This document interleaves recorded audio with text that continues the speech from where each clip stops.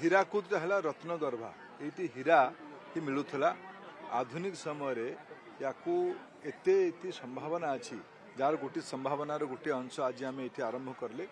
हीराकुद भितर चलुवा जो cage culture पंजुरी माछ चाषर आज तार यहाँ गोटे उत्पादन केन्द्र गोटे एकत्रीकरण केन्द्र भाव कमन फैसिलिटी सेंटर आज ये आरंभ करागला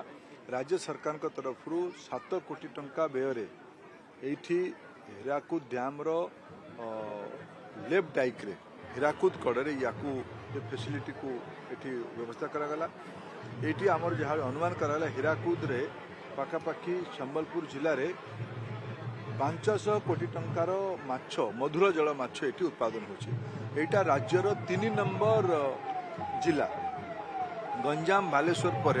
मधुर जल माछर सबुठ अधिक उत्पादन कर जिला हो संबलपुर कारण ये आम हीराकुद बंध अच्छी हीराकुद रिजर्वियर अच्छी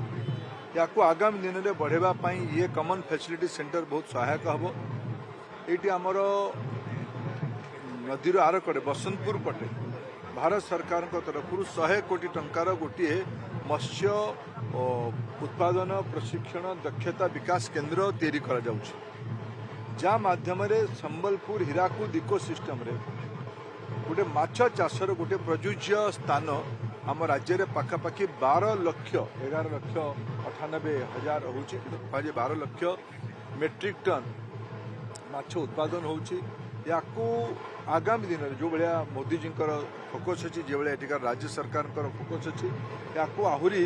2-3 गुणा उत्पादन करेले माछ चाष माध्यम चाषी मनकर आहरी विकास हम मु अत्यंत धन्यवाद दूची आम राज्यर मुख्यमंत्री श्री मोहन माझी को आमर विभागीय मंत्री अत्यंत कर्मठ आउ परिश्रमी श्री गोकुलानंद मल्लिक को ये प्रयास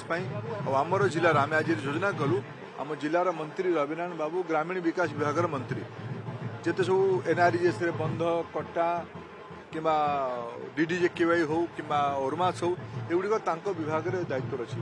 उभय विभाग मिसिकी केमती एमएसएमई को मिसेकी ये केमती गोटे रूराल इकोनोमी को केमती बढ़ा जाई परिबो ये दुईटी जाक विभाग मत्स्य पशुपालन क्षुद्र शिल्प तथा ग्रामीण विकास विभाग मिसिकी आमती आम बड़ योजना कर गोटे बड़ संभावना तैयारी हम संबलपुर जिला एक बड़ उपलब्धि मानुछु।